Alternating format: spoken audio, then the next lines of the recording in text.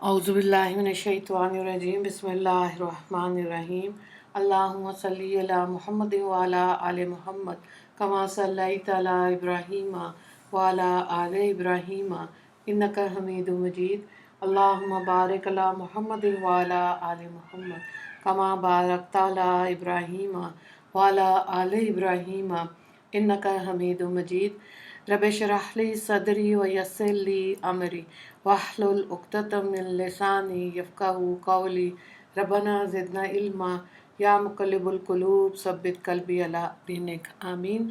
पाँचवां पारा है, पारा नंबर 5। चौथे पारे के आखिर में उन औरतों का जिक्र था जिनसे निकाह करना हराम है। पाँचवें पारे के शुरू में इसी बहस को मुकम्मल करते हुए फरमाया गया कि इन मुहर्रमात के सिवा दूसरी औरतें तुम्हारे लिए हलाल हैं। इस तरह से ये माल खर्च करके इनसे निकाह कर लो, बशर्ते निकाह के मफकूद इफ़त कायम रखना हो, ना कि शहवत रानी। तो जिन औरतों से तुम फ़ायदा हासिल करो इनका महर मुकर्रर किया हुआ अदा करो। ये जो आखिरी अल्फाज हैं कि जिन औरतों से तुम फ़ायदा हासिल करो, इन अल्फाज से बाज़ हज़रात मुता के जवाज़ पर इस्तदलाल करते हैं, मगर ये इस्तदलाल बातिल है। इस आयत में निकाह शरई का जिक्र है, मुता का जिक्र नहीं है। इसमें शक नहीं कि ज़माना जाहिलियत में मुता का रवाज था। चूँकि इस्लाम के अहकामात बतदरीज नाजिल हुए, इसलिए इब्तदा इस्लाम में यह रवाज बाकी रहा, लेकिन बाद में वाज़ेह तौर पर इसकी हुर्मत का ऐलान कर दिया गया था। इब्न माजा में हुज़ूर सल्लल्लाहु अलैहि वसल्लम ने फरमाया, ए लोगो, मैंने तुम्हें मुता की इजाज़त दी थी, लेकिन अब अल्लाह ने इसे क़यामत तक के लिए हराम कर दिया। इसके अलावा जो मज़ामीन इस पारे में आए हैं वो दर्जा झेल है, यानी घर का निज़ाम। तीसरे रुकू में घर के निज़ाम को दुरुस्त रखने के लिए चंद बुनियादी हदायत दी गई। पहली हदायत ये दी गई कि घर में कवामियत, हाकमियत और ज़िम्मेदार होने का दर्जा मर्द को हासिल है, क्योंकि जिस जमात और जिस घर का कोई सरबराह ना हो, इसे इंतशार और इफ्तराक से कोई नहीं बचा सकता। इस सरबराही का ये मतलब नहीं कि मर्द को आकर औरत को लौंडी का दर्जा दे दिया जाए, बल्कि इसका बाहमी ताल्लुक ऐसा होगा जैसे राई और रैयत का होता है। दूसरी हदायत ये दी गई कि अगर औरत अक्खड़ मिजाज, नाफरमान और सरकश हो तो इसे राह रास्त पर लाने के लिए 3 तदबीरें इख्तियार की जा सकती हैं। पहली तदबीर ये है कि इसे समझाया जाए और सरकशी के बुरे नतायज से खबरदार किया जाए। अगर वाज़ो नसीहत इस पर असर ना करे तो दूसरी तदबीर ये है कि इसका बिस्तर अलग कर दिया जाए और इसे किनारा कशी इख्तियार कर ली जाए। अगर फिर भी वो ना समझे तो इंतहाई इक़्तिदाम के तौर पर और वाकई सरकशी और बेराह रवी की सूरत में हद के अंदर रहते हुए इसकी पिटाई भी लगाई जा सकती है। लेकिन पिटाई के लिए भी तफसीर की किताबों में मिसवाक का इस्तेमाल, यानी कि वो भी तंबीह करने के लिए, इतना ये नहीं है कि हाथ पाँव हड्डियाँ ही तोड़ दें, नहीं। एक कीमती नुक्ता यहाँ ये बताया गया जो ज़हनशीन कर लेना चाहिए। मुनासिब होगा कि कुरान के मुखातिब हर किस्म के लोग हैं, शहरी भी, देहाती भी, जंगली भी, सहराई भी, शरीफ तबा भी और अक्खड़ मिजाज भी, बाकिरदार भी और बद किरदार भी। इस्लाम ने हर औरत की पिटाई की इजाज़त नहीं दी, बल्कि सिर्फ उसी औरत की पिटाई की इजाज़त दी है जो इसके अलावा दूसरी कोई ज़ुबान ना समझती हो। और ज़ाहिर है पसमंदाना माशरे में ऐसी औरतें भी होती हैं जो पिटाई के बगैर राह रास्त पर नहीं आती। लेकिन वो जालिम मर्द जो छोटी छोटी बातों पर वाशियाना अंदाज में औरतों की पिटाई लगाते हैं, इनके इस जुल्म और ज़्यादती का इस्लाम से कोई ताल्लुक़ नहीं। घर और ख़ानदान के निज़ाम को दुरुस्त रखने की तदबीर बनाने के बाद 5वें रुकू में इज्तिमाई ज़िंदगी की दुरुस्ती के लिए हर चीज़, हर काम में एहसान का हुक्म दिया गया, और ये भी बताया गया कि एहसान की बुनियादी बाहमी खैरख्वाही, अमानत, अदल, रहमदिली पर है। हकीकत यह है कि इस्लाम हक, अदालत और मसावात का दीन है, और वो सारी मखलूक के दरमियान अदल का हुक्म देता है, यहाँ तक कि काफिर के हकूक़ भी गस्ब करने की इजाज़त नहीं देता। उस्मान बिन तलहा का मशहूर वाक़या, जो काबे के कलीदार बरदार थे, इनसे फ़तह मक्का के मौके पर चाबी ले ली गई तो बाज़ मुसलमानों ने कलीद बरदार होने का शर्फ हासिल करने की तमन्ना ज़ाहिर की, मगर अल्लाह ताला ने इन्हें काबे की चाबी वापस करने का हुक्म दे दिया।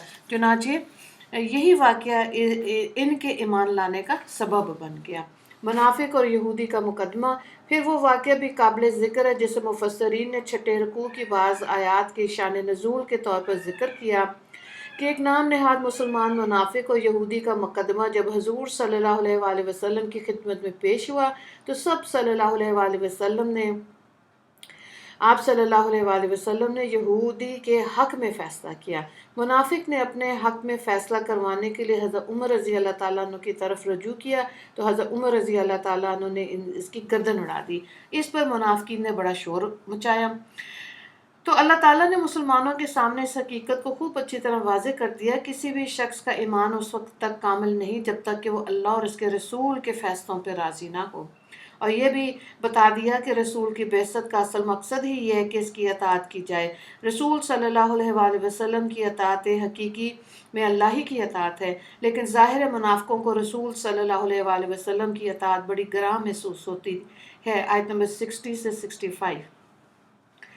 اس کے بعد 7ویں رکوع میں پہلے تو مسلمانوں کو جہاد اور قتال کی تیاری کا حکم دیا گیا اور یہ ایک اپنی نیت خالص رکھیں، اور دوسری اور صرف اللہ کی خاطر اور دین کی سربلندی کے لیے جنگ کریں۔ پھر بڑے جذباتی انداز میں انہیں جہاد کی ترغیب دی گئی کہ آخر تم جہاد کیوں نہیں کرتے، جبکہ صورت یہ ہے کہ ظلم و ستم کی چکی میں پسنے والے کمزور مرد، خواتین اور بچے اللہ کے سامنے ہاتھ پھیلا پھیلا کر دعائیں کرتے ہیں کہ اے ہمارے رب، تو ہمیں اس بستی سے نکال دے جہاں کے لوگ بڑے ظالم ہیں، اور اے اللہ تو کسی کو ہمارا مددگار بنا کر بھیج دے۔ آیت نمبر 75۔ چونکہ عام طور پر موت کا خوف جہاد کے میدان سے نکلنے سے ایک بڑی رکاوٹ بنتا ہے، اس لیے فرمایا گیا کہ موت تو کہیں بھی آ سکتی ہے، گھر میں بھی، مضبوط قلعوں میں بھی۔ نہ جہاد میں نکلنا موت کو یقینی بناتا ہے اور نہ ہی گھر میں رہنا زندگی کے تحفظ کی ضمانت ہے۔ آیت نمبر 78۔ منافقین کی سازش۔ جہاد اور قتال کی ترغیب کے بعد مسلمانوں کو منافقین کی تدبیروں اور سازشوں سے چوکنا رہنے کا حکم دیا گیا۔ یہ وہ سنگ دل گروہ ہے جس نے اسلام کا جامہ زیب تن کر کے ہمیشہ اسلام اور مسلمانوں کو نقصان پہنچایا۔ مدینہ منورہ میں جو پہلی اسلامی ریاست قائم ہوئی، اس کے خلاف سازشوں کا تانا بانا بننے میں بھی یہی گروہ پیش تھا۔ خفیہ منصوبہ بندیاں۔ مسلمان ان حرمان نصیبوں کے بارے میں فیصلہ کرنے میں متعرض تھے کہ سورہ نساء کا وہ حصہ نازل ہو گیا جس میں ان کی ذلت آمیز حرکتوں، خفیہ منصوبوں بندیوں اور بغض حسد پر مبنی کارروائیوں کا پول کھول دیا گیا، اور ان کے بارے میں واضح فیصلہ سنا دیا گیا کہ ان کا اسلام اور مسلمانوں سے کوئی تعلق نہیں، تاکہ اہل ایمان اور اہل نفاق کے درمیان حد فاصل قائم ہو جائے اور مسلمان منافقوں کے بارے میں یک آواز ہو جائے اور ان کے درمیان کوئی اختلاف باقی نہ رہے۔ اللہ کے حاکمانہ بیان کا انداز۔ باری تعالیٰ کے حاکمانہ بیان کا انداز ملاحظہ فرمائیں۔ اللہ تعالیٰ کہتے ہیں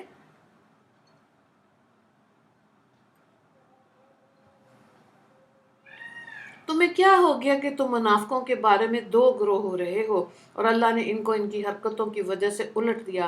آیت نمبر 88۔ یعنی اے مسلمانوں، تم منافقوں کے بارے میں دو گروہوں میں کیوں تقسیم ہو گئے؟ ایک گروہ کہتا ہے کہ انہیں قتل کرنا چاہیے کیونکہ وہ ہمارے دشمن ہیں، دوسرا گروہ کہتا ہے ان کے بارے میں نرم پہلو اختیار کرنا چاہیے کیونکہ وہ ہمارے دینی بھائی ہیں، جبکہ اللہ تعالیٰ نے انہیں ان کے نفاق و معصیت کی وجہ سے کفر کی طرف واپس لوٹا دیا ہے۔ حقیقت سے پردہ چاک۔ اس کے بعد ان کی حقیقت سے پردہ چاک کرتے ہوئے فرمایا گیا، وہ منافق یہ چاہتے ہیں کہ جیسے وہ خود کافر ہیں تم بھی کافر بن جاؤ، پھر تم دونوں برابر ہو جاؤ، پس ان میں سے کسی کو دوست نہ بناؤ جب تک کہ وہ اللہ کی راہ میں ہجرت نہ کریں، پس اگر وہ اعراض کریں انہیں پکڑو اور جہاں بھی پاؤ انہیں قتل کرو اور کسی کو رفیق اور مددگار نہ ٹھہراؤ۔ آیت نمبر 89۔ 10ویں رکوع میں مومن کے قتل عمد کی سزا بتائی گئی اور اس کے لیے انتہائی سخت لہجہ اختیار کیا گیا۔ فرمایا گیا، جو کوئی کسی مومن کو جان بوجھ کر قتل کرے اس کی سزا جہنم ہے جس میں وہ ہمیشہ رہے گا، اس پر اللہ کا غضب ہو اور اس پر لعنت کی، اور اس کے لیے اللہ نے بڑا عذاب تیار کر رکھا ہے۔ آیت نمبر 93۔ اس آیت سے بظاہر یہ ثابت ہوتا ہے کہ مومن کو قتل کرنے والا اگرچہ مسلمان ہی کیوں نہ ہو وہ دائمی عذاب کا مستحق ہے، لیکن بالاتفاق یہ ظاہری معنی مراد نہیں ہے۔ دائمی عذاب کا مستحق صرف وہ شخص ہوگا جو مسلمان کے قتل کو حلال سمجھے گا، کیونکہ ایسا سمجھنے والا کافر ہو جاتا ہے اور کافر کے لیے ہمیشہ کا عذاب ہے۔ جہاد کی اہمیت، مجاہدین کی فضیلت، قتل عمد کی سزا بیان کرنے کے بعد دوبارہ جہاد کی اہمیت اور مجاہدین کی فضیلت بتائی گئی اور واضح طور پہ بتایا گیا کہ اللہ کی راہ میں جہاد کرنے والے اور ہاتھ پر ہاتھ رکھ کر بیٹھے رہنے والے دونوں برابر نہیں ہو سکتے۔ یہ جو بار بار جہاد کی طرف متوجہ کیا جا رہا ہے، اگر امت جہاد سے کنارہ کشی کر لے گی تو اسے ذلت اور رسوائی سے کوئی نہیں بچا سکتا۔ جہاد کے ساتھ ساتھ ہجرت کا بھی ذکر، کیونکہ ہجرت بھی جہاد کی مختلف قسموں میں سے ایک ہے۔ چنانچہ 11ویں رکوع میں فرمایا گیا